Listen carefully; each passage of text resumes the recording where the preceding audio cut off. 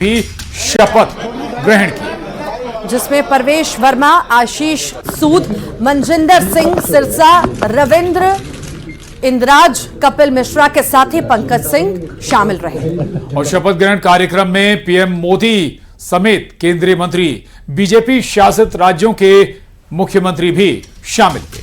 मध्य प्रदेश के मुख्यमंत्री मोहन यादव, छत्तीसगढ़ के सीएम विष्णुदेव साय भी शामिल हुए। रेखा गुप्ता दिल्ली की 9वीं मुख्यमंत्री बन चुकी हैं और इसी के साथ ही वो दिल्ली की 4थी महिला मुख्यमंत्री हो गई हैं। इससे पहले सुषमा स्वराज, शीला दीक्षित और आतिशी दिल्ली की सीएम रह चुकी हैं।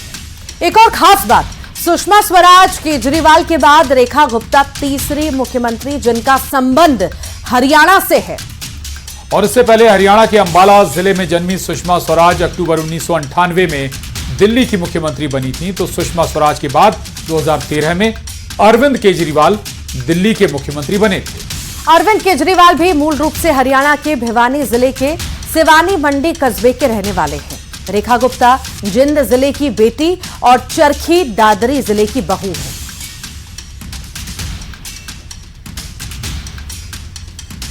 बिल्कुल नहीं, वो जनता के खून पसीने की कमाई का महल है।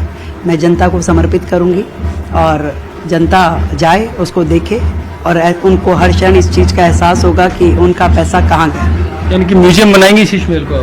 बिल्कुल। आज बहुत ही महत्वपूर्ण दिन है। हमारा जो वायदा है दिल्ली से विकसित दिल्ली का, हम उसको पूरा करेंगे। हमारे मैनिफेस्टो में हर बात जो हमने बोली है हम उसको पूरा करेंगे, हम उसके लिए संकल्पबद्ध हैं। जो मोदी जी के विजन को लेकर दिल्ली में टीम बनी है उसमें मुझे भी काम करने का मौका मिला है।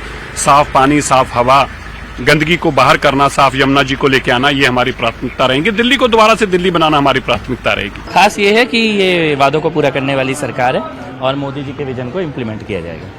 आपकी जो नई मुख्यमंत्री है उन्होंने कहा है कि भ्रष्टाचार के एक एक पैसे का हिसाब होगा।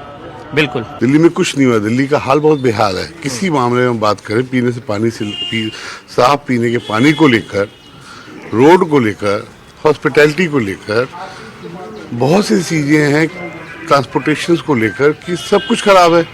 हमारा विजन है कि दिल्ली के लोगों को जल्द से जल्द सारी अच्छी सुविधा, भ्रष्टाचार मुक्त सुविधा दिल्ली को मिले। जी, भारतीय जनता पार्टी ने 27 वर्षों तक दिल्ली की सड़कों पर संघर्ष करके दिल्ली की जनता के लिए बहुत सारे सपने देखे। प्रधानमंत्री जी के नेतृत्व में, मार्गदर्शन में, रेखा जी के नेतृत्व में उसको पूरा करेंगे। और दिल्ली में सरकार में सीएम और 6 मंत्रियों ने शपथ ली है। इनमें 2 मंत्री ऐसे हैं जिनका संबंध मध्य प्रदेश से है। ये दोनों नेता प्रवेश वर्मा और कपिल मिश्रा हैं। सबसे पहले बात पर प्रवेश वर्मा की कर लेते हैं, जिन्होंने अरविंद केजरीवाल को हराया। प्रवेश वर्मा का संबंध एमपी के धार जिले से है। यहां उनकी ससुराल है। प्रवेश वर्मा के ससुर पूर्व राज्यसभा सांसद रह चुके हैं। साथ ही केंद्रीय मंत्री भी वो रह चुके हैं। प्रवेश वर्मा की सास अभी बीजेपी से विधायक है। उधर दिल्ली सरकार में मंत्री बने बीजेपी का फायर ब्रांड नेता कपिल मिश्रा का नाता एमपी के रीवा से है। कपिल मिश्रा के पिता रामेश्वर मिश्रा का जन्म रीवा जिले के पटेहरा गांव में हुआ था। रामेश्वर मिश्रा बाद में दिल्ली आ गए थे। जहां कपिल मिश्रा का जन्म हुआ, कपिल मिश्रा की मां अन्नपूर्णा मिश्रा नगर निगम में डिप्टी मेयर रह चुकी हैं। यानी दोनों नेताओं के परिवार का संबंध राजनीति से है और इनका कनेक्शन अप्रत्यक्ष रूप से एमपी से भी है।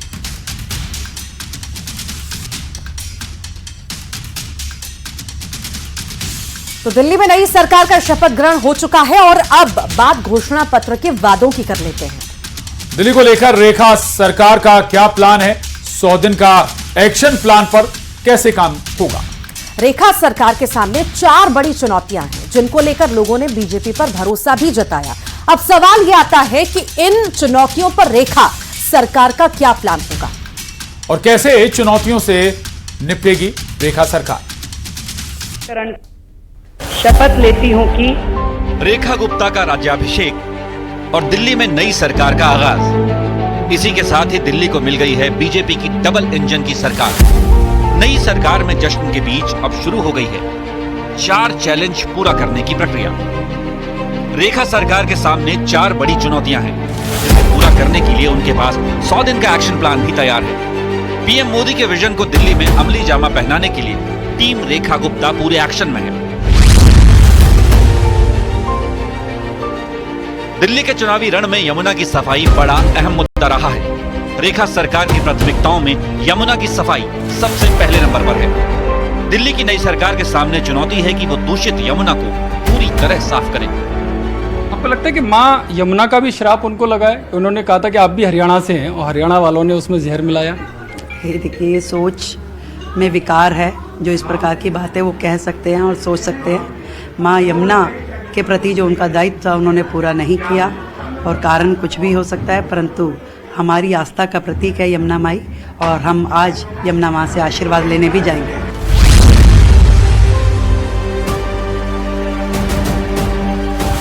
सत्ताईस साल बाद दिल्ली की सत्ता पर काबिज हुई बीजेपी सरकार के सामने दिल्ली की महिलाओं को हर महीने 2,500 रुपए देने की चुनौती है।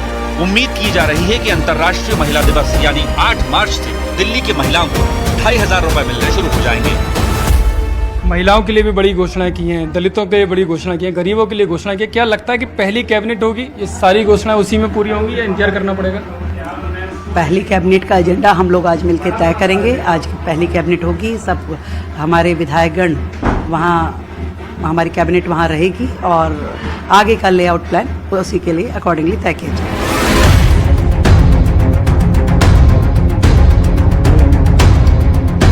सबसे बड़े लोकतांत्रिक देश की राजधानी में साफ सफाई का मुद्दा हमेशा से ही बना रहा है। दिल्ली के चुनावों में भी गंदगी, साफ सफाई का मुद्दा छाया रहा।